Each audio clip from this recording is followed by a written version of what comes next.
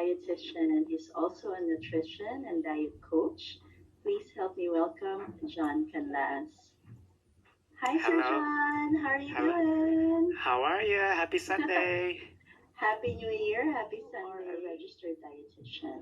Why did you pick that career path? Was there something that triggered it, or were you always interested in living healthy? Um, the reason why I wanted to pick it because it was in the healthcare industry, and I wanted to kind of like have a stable job right after college, and my parents and people around me wanted me to become a nurse, and the more they forced me, the more I didn't want to because they kept saying, "Oh, it's stable, you'll make money. You know how it's stable, you'll make money, and you can after that you can always do this." And the more they forced me, the more I didn't want to go. Kid, and as like a teenager, they would always call me payatos, which is very skinny. Yeah, skinny. So I didn't want to be called like that. So I went to like Google, and I went to the internet sites and tried to search up what's how to eat healthy so I can build muscle, and all that kind of led into wanting to be interested when it comes to healthy living and exercise and all of that I stuff. believe that you worked for Sutter Health. Yep, yep, You also worked for this jail in Stockton. yep. And as you mentioned, it was kind of like a jail, but also a hospital for mental health. So, how was that like? So now you chose the career path of being a registered dietitian, but Yeah, now you're actually planning meals for an entire building, yeah, right? Or kind of like at least contributing to yep, people eating healthy. It's your responsibility to ensure that everybody eats according to what you think is healthy. So, yeah. how was that like? So working in prison is very interesting. Most people don't know that prisons have dietitians, and we take care of the nutrition part of the side. The law requires us that prisoners have nutritious meal because if they don't, it's regarded as cruel and unusual, and it's not within their rights to have an unhealthy meal. Then I was talking for prisoners to be here because I was comparing them. The prisoners in Philippines don't get this. They don't get They don't. yeah, prisoners in Philippines they don't get dietitians to take care of them. Oh, you know, you know what? I have no idea.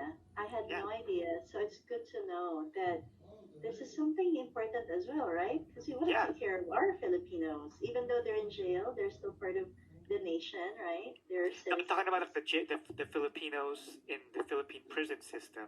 Yeah. They don't have a they don't have like a diet. It's not as comprehensive as it is here in America.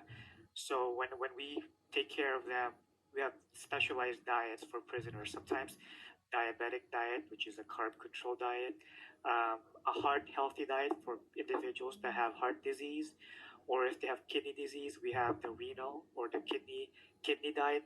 Uh, Kidney diet. I think Filipino diet, just like any other diet for any culture, whether it's Japanese, Chinese, Thai, Indian, they have their good and bad.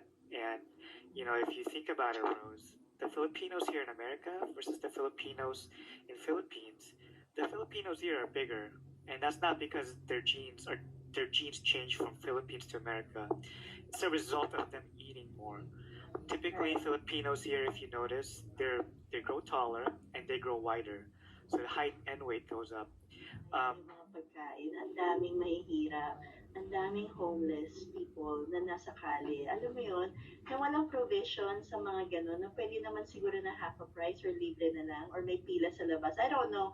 But I feel like, oh my gosh, andito yung percentage ng tao na gutom, homeless. Andito naman itong mga buffet na nag-aaksaya lang, nagtatapon lang ng food. And I don't know how to resolve it, na pakainin yung mga gutom gamit tong mga buffet na naaksaya. But I don't know, it's just something that bugs the heck out of me well, because, I can explain that.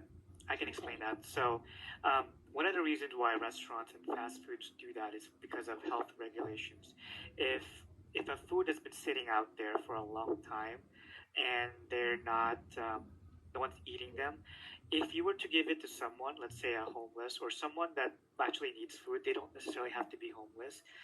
That company is risking themselves in being right, sued because if right, they give someone that makes them sick, they could potentially sue that company. It's like, hey, you gave me, it helps you control your portions and it helps you stick with it.